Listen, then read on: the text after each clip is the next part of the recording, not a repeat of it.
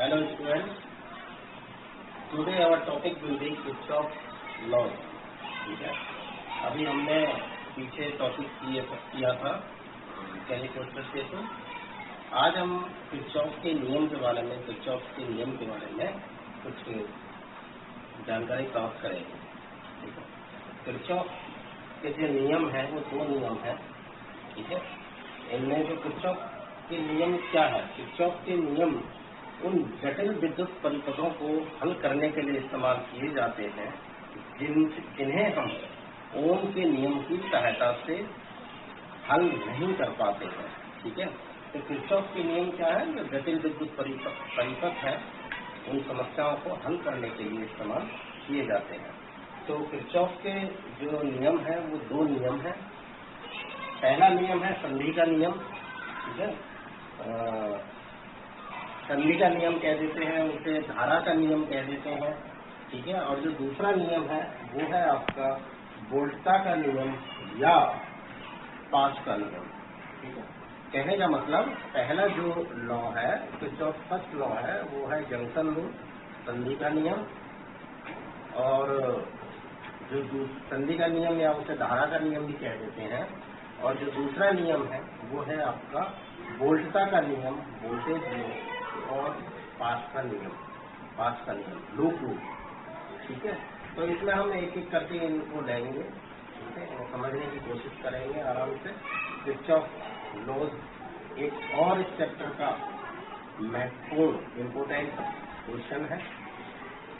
सेतु में से एक जरूर आता है। ठीक है, या तो आपका व्हीटस्टोन सेतु आ जाए, या मीटर सेतु, या कैलिकोस्टर सेतु। और साथ में एक क्वेश्चन आपका इससे भी जरूर होता है किर्चॉफ के नियम से। ठीक है, तो इसी चीज को ध्यान में रखते हुए, एग्जाम पॉइंट ऑफ व्यू के ध्यान में रखते हुए आज हम आपको किर्चॉफ के नियम के बारे में समझाएंगे। तो चलते हैं। पहला नियम है आपका किर्चॉफ का प्रथम नियम, जिसे हमने बताया आपका संधि का नियम कहते हैं, या उसे फिर धारा का नियम कह सकते हैं। ठीक है, संधि का नियम, संधि का मतलब क्या होता है, जंक्शन। इंग्लिश में बोल देते हैं उसको जंक्शन। ठीक है, जैसे कि रेलवे स्टेशन बोल देते हैं, जैसे खुर्जा जंक्शन है। ठीक है, तो ये जंक्शन क्या होता है, जंक्शन वो जगह होती है, वो बिंदु होता है जहाँ पर बहुत सारी धाराएं आकर मिल रही हैं एक पॉइंट पर, और वहां से ही बाहर निकल रही हैं। जैसे कि कोई खुर्जा जंक्शन है, कानपुर से कुछ ट्रेन आ रही है, इलाहाबाद से आ रही है, ठीक है, बिहार से आ रही है, मुंबई से आ रही है, वो आई और उस स्टेशन पर आकर वो ट्रेन रुकी वहां पर सारी इकट्ठा। कुछ ट्रेन चली गई, कुछ ट्रेन आ रही हैं, कुछ ट्रेन जा रही हैं। तो वो एक ऐसा बिंदु है जहाँ पर जो ट्रेनें हैं वो आकर मिल रही हैं। कहने का मतलब संधि वो होगी जहाँ पर बहुत सारी धाराएं आकर मिल रही हैं, फिर वहां से निकल रही हैं। तो इस बिंदु को हम क्या बोलेंगे, संधि बोलेंगे, जंक्शन बोलेंगे। क्लियर? तो देखिए, पढ़िए, पहला नियम क्या है, प्रथम नियम के अनुसार समझने का प्रयास करेंगे इसे। प्रथम नियम के अनुसार किसी विद्युत परिपथ, ठीक है, किसी भी सर्किट में, ठीक है, इलेक्ट्रिक सर्किट में किसी विद्युत परिपथ में किसी संधि मीन्स जंक्शन बिंदु पर मिलने वाली धाराओं का बीजीय योग, दैट इज अलजेब्रिक सम, बीजीय योग शून्य होता है। ठीक है, कहने का मतलब ये कह रहा है कि प्रथम नियम के अनुसार किसी विद्युत परिपथ में किसी संधि, ठीक है, किसी बिंदु पर मिलने वाली धाराओं का बीजीय योग अलजेब्रिक सम शून्य होता है। कहने का मतलब अगर वहां पर तीन धाराएं आकर मिल रही हैं तो तीन ही धाराएं फिर वापस उस स्थान से जा रही हैं। तीन धारा बाहर से आ रही है, तीन धारा बाहर से अंदर की तरफ जा रही है। तो उनका जो अलजेब्रिक सम होगा, जो उनका योग करेंगे हम, वो क्या होना चाहिए, शून्य होना चाहिए। मतलब एक ट्रेन किसी पॉइंट पर आई तो वो आई है तो फिर वो बाहर भी जानी चाहिए। ठीक है, तो प्लस माइनस क्या हो जाएगा, 0 हो जाएगा। तो प्रथम नियम, धारा का नियम यही कहता है कि किसी विद्युत परिपथ में ठीक है, किसी भी इलेक्ट्रिक सर्किट में किसी बिंदु पर, किसी एक पॉइंट पर आने वाली धाराएं, जो इनकमिंग करंट है, आने वाली धाराओं का बीजीय योग 0 होना चाहिए। दूसरे शब्दों में, एक संधि बिंदु की तरफ धारा प्रवाह का योग बिंदु से दूर जाने वाली धाराओं के योग के बराबर होता है। जैसे मैंने अभी आपको उदाहरण दिया कि किसी बिंदु पर कोई धारा, जितनी धाराएं आ रही हैं उतनी ही धाराएं बाहर जानी चाहिए। कहने का मतलब, आने वाली धाराओं को हमने प्लस मान लिया और अगर जाने वाली धाराओं को, निकलने वाली धाराओं को हम माइनस मान लेंगे तो वो क्या हो जाएंगे, आपस में सीधी सी बात है, 3 धाराएं आ रही हैं, 3 धाराएं जा रही हैं तो बराबर हो गई। अलजेब्रिक सम उनका क्या हो जाएगा, 0 हो जाएगा। वहां पर क्या बचेगा, कुछ नहीं बचेगा। ठीक है, अब देखिए आगे, नेक्स्ट चलिए, इस फिगर को और समझ लीजिए, यहाँ पर थोड़ा फोकस कीजिए। ये जो फिगर है, ये हमने क्या माना है, ए है। ठीक है, ए आपका क्या है, एक बिंदु है, एक संधि है, एक जंक्शन है, जहाँ पर धाराएं आ रही हैं। ये सब क्या है, ये धाराएं हैं, ये आपको जो दिखाई जा रही है। ये देखिए, ये धारा, इसको माना हमने I1। ठीक है, ये तीर का निशान मैंने अंदर की तरफ लगाया है, तो इसका मतलब ये क्या है, ये आने वाली है। और धारा I2, इसका मैंने निशान बाहर की तरफ लगाया, तो ये क्या है, बाहर की तरफ जा रही है। इसी तरीके से ये क्या है, I3, ये भी क्या है आपका, बाहर की तरफ जा रही है। I4 है, ये क्या है, अंदर की तरफ आ रही है। और ये I5 है, ये बाहर की तरफ जा रही है। ठीक है, तो इसका मतलब कुछ धाराएं, 3 धाराएं क्या हो रही है, अंदर की तरफ आ रही है और 3 धाराएं क्या है, बाहर की तरफ जा रही है। तो देख लीजिए, माना कुछ चालक तार, ठीक है, माना कुछ चालक तार चित्र के अनुसार मान रहे हैं हम उसे, संधि बिंदु ए पर मिलते हैं। कहाँ पर मिल रहे हैं, संधि बिंदु ए पर मिल रहे हैं।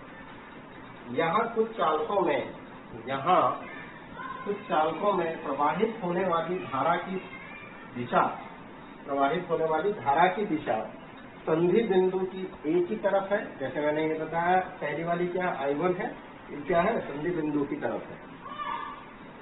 तथा कुछ चालकों में प्रवाहित होने वाली धारा बिंदु से दूर जा रही है। ठीक है, जैसे ये I2 होगी, ये क्या है, बिंदु से दूर जा रही है, तीर के निशान बाहर की तरफ है। यदि ए पर प्रवेशी धारा धनात्मक है, यदि ए पर क्या है, प्रवेशी धारा धनात्मक है, तथा आने वाली धारा, प्रवेशी धारा का मतलब क्या हो गया, इनकमिंग करंट, जो अंदर की तरफ आ रही है ए की तरफ, वो क्या मानेंगे, उसको हम पॉजिटिव मानेंगे, प्लस। तथा ए से बाहर जाने वाली धारा ऋणात्मक है। ठीक है, ऋणात्मक मतलब नेगेटिव है। सिंपल, जो अंदर की तरफ आ रही है जो धारा, वो क्या है, प्लस है, और जो जा रही है वो क्या है, नेगेटिव है, माइनस माना।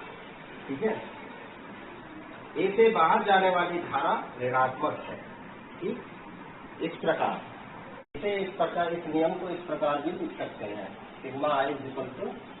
सिग्मा I = 0 इसलिए लिखा है कि हम यहाँ पर देख रहे हैं, जैसे यहाँ पर फिगर में जो संधि है, यहाँ पर जैसे I1 आ रही है धारा, I2 जा रही है, I3 आ रही है, I4 बाहर जा रही है, I5 अंदर की तरफ आ रही है।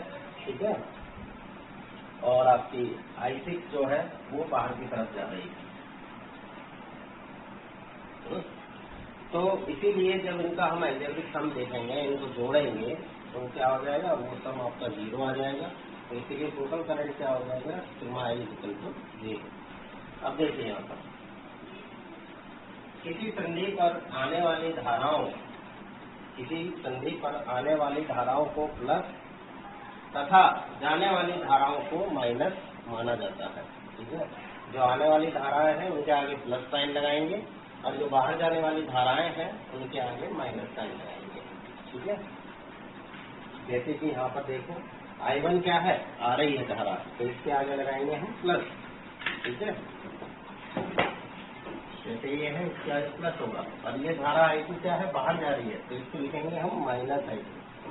I3 क्या है, आ रही, तो इसको प्लस, I4 बाहर जा रही है इसको माइनस, I5 क्या है अंदर आ रही है इसको प्लस, और I6 को बाहर जा रही है इसलिए क्या लिखेंगे माइनस।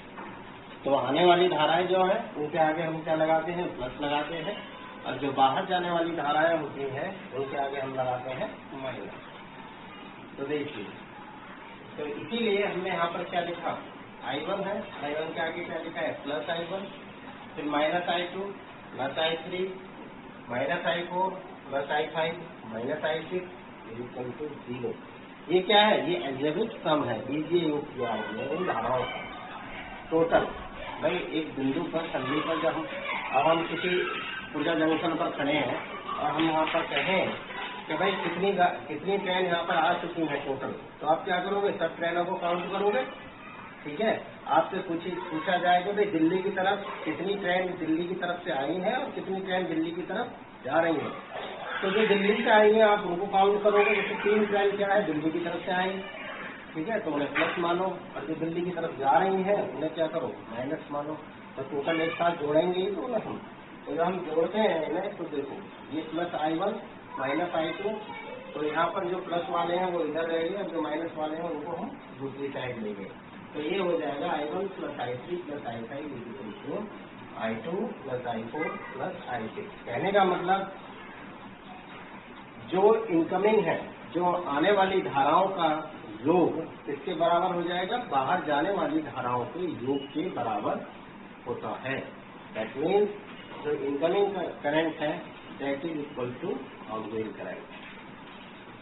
इस प्रकार संधि एक ही तरफ, यहाँ पर देखिए, इस प्रकार संधि एक ही तरफ प्रवाहित होने वाली धाराओं का कुल योग संधि से दूर जाने वाली धाराओं के कुल योग के बराबर है। ठीक है, वही जो मैंने अभी आपको समझाया वही चीज यहाँ शब्दों में लिखी गई है कि संधि की तरफ प्रवाहित होने वाली धाराओं का कुल योग जो टोटल सम है वो संधि की तरफ आने वाली धाराओं तथा संधि से दूर जाने वाली धाराओं के योग के बराबर है। ये बहुत इंपॉर्टेंट चीज है। नेक्स्ट स्टेप देखिए, इसे आवेश संरक्षण का नियम कहते हैं। This law is known as conservation of charge. ठीक है, ये एग्जाम में कई बार आपको 1 नंबर में पूछा गया है कि जो